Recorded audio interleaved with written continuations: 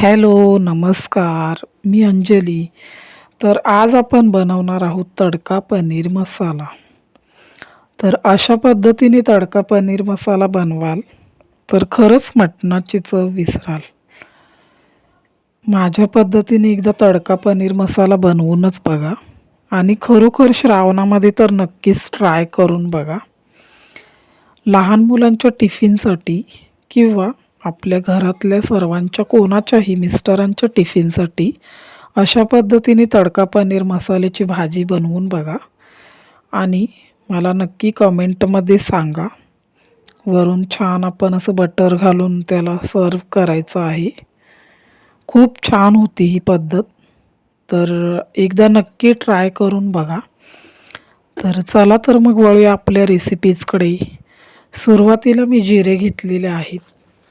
त्यानंतर घरामधील सुकलेल्या मिरच्या घ्यायच्या आहेत. तमालपत्र, हिरवे वेलदोडे, दालचिनी, जिरे पावडर, धने पावडर, पनीर मसाला, 3 कांदे घेतलेले आहेत मध्यम आकाराचे, 1 टॉमॅटो, लसूण, मिरच्या आणि आल्याचा तुकडा आणि दूध घ्यायचं आहे 1 वाटी. इकडे पनीर घेतलेलं आहे मी 200 ग्रॅम. चला आता सुरुवात करूया. सुरुवातीला गॅस लावायचा आहे. मस्तपैकी असा एक पॅन ठेवूया. पॅनमध्ये आता तेल टाकायचं आहे. सुरुवातीला आपण मसाला तयार करणार आहोत. तर ह्याला तुम्ही तडका पनीर मसाला बोलू शकता किंवा हैदराबादी पनीर मसालासुद्धा बोलू शकता. हैदराबादी लोकं पण अशाच पद्धतीने करतात. तर तेलामध्ये आता मी कांदे घातलेले आहेत. कांदे आपण अख्खे घालून घेऊया. त्यानंतर तेलामध्ये लसूण घालायचा आहे. लसूण घातल्यानंतर आता मिरच्या घालून घेऊया. आल्याचे तुकडे टाकायचे आहेत. तर अशा पद्धतीने ही व्यवस्थित आपण फ्राय करून घेऊया तेलामध्ये. एक 5 मिनटं व्यवस्थित फ्राय करून घेऊया तेलामध्ये. थोडंसं लाल करायचं होईपर्यंत मसाला आपण तेलामध्ये तळून घेऊया. कांदेसुद्धा अख्खेच करायचे आहेत आणि मिक्सरच्या भांड्यामध्ये घालताना थोडंसं कापायचे आणि मगच मिक्सरमध्ये त्याची पेस्ट करून घेऊया. तर बघू शकताय आपल्या कांद्यांना आणि हिरव्या मिरच्यांना थोडासा लाल कलर आलेला आहे. त्यानंतर शेवटला आपण कोथिंबीर घालायची आहे. कोथिंबीरसुद्धा आपण तेलामध्ये परतून घेऊया अशा पद्धतीने. आज आपण मस्त असं श्रावणामधली रेसिपी करूया. काही लोकांना मटण खायची सवय असते. त्यांनी तर ही नक्कीच रेसिपी करून बघा. तुम्ही अशा पद्धतीने बनवलंत ना पनीर तर मस्तच. खरंच तयार करून बघा एकदा. तर आपला मसाला भाजत आलेला आहे. अशा पद्धतीने थोडंसं बारीक करायचे कांदे, जास्त करायचे नाहीत आणि त्याची अशा पद्धतीने पेस्ट करून घ्यायची. त्यानंतर त्याच पॅनमध्ये आता आपण तेल घालूया. इकडे मी रिफाइंड तेल वापरत आहे.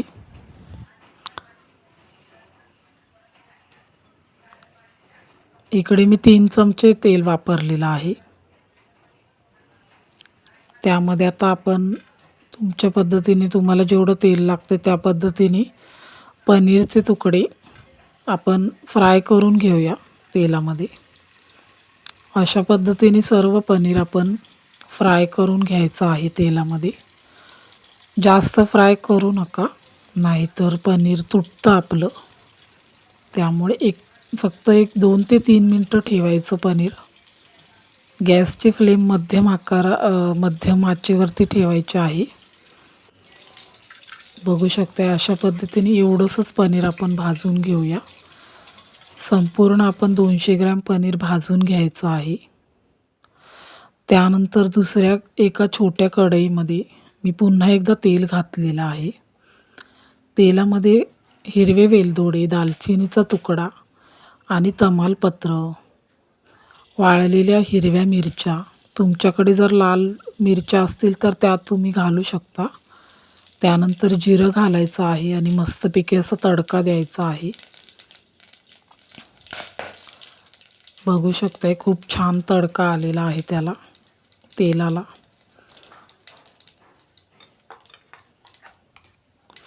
त्यानंतर याच तडक्यामध्ये आता आपण मस्तपैकी मग अशी बारीक मसाल्याची पेस्ट केलेली ती आपण घालून घेऊया. संपूर्ण पेस्ट आपण तेलामध्ये परतून घ्यायची आहे अशा पद्धतीने. आणि पनीरचं तेल राहतं ते सुद्धा आपण याच्यामध्ये घालून घेऊया. वेस्ट घालवायला नको, त्यामुळे आपण ते याच्यामध्ये ॲड केलेलं आहे. तुम्ही ह्याच्यामध्ये बटरसुद्धा घालू शकता, पण मी शेवटला घालणार आहे बटर. किंवा तूप हवं असेल तर तुम्ही तूपसुद्धा घालू शकता. आता संपूर्ण मसाला मी तेलामध्ये घालून घेतलेला आहे. पनीरचं तेल वेस्ट होऊ नये म्हणून मी ह्याच्यामध्ये ॲड केलेलं आहे. आता टॉमॅटो घेतलेला त्याची प्युरी करून घेतलेली आहे मिक्सरच्या भांड्यामध्ये. तीसुद्धा आता आपण ह्याच्यामध्ये घालून घेऊया आणि अशा पद्धतीने मिक्स करून घेऊया संपूर्ण मसाला. बघू शकताय.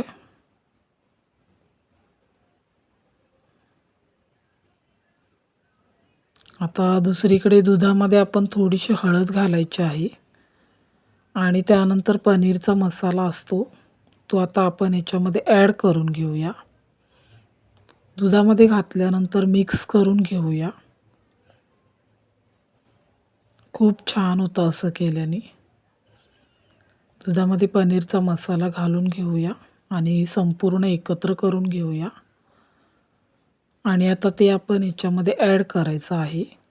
सुरुवातीला आता मी जिरे पावडर वापरलेली आहे 1 चमचा, धने पावडर घातलेली आहे 1 चमचा आणि संपूर्ण मसाला मिक्स केलेला आहे दुधामध्ये तो ह्याच्यामध्ये घालून घेऊया.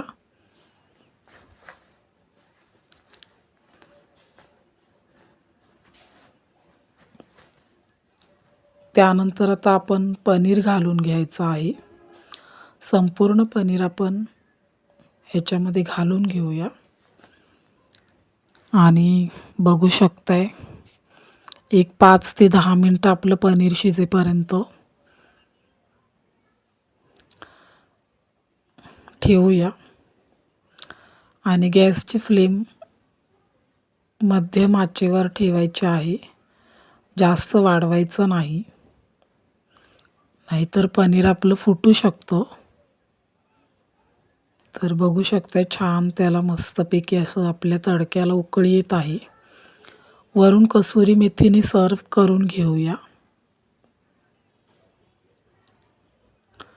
कसुरी मेथी घातल्यानंतर आपण दुधावरची साय असते किंवा तुमच्याकडे फ्रेश क्रीम अवेलेबल असेल तर ती तुम्ही घालू शकता.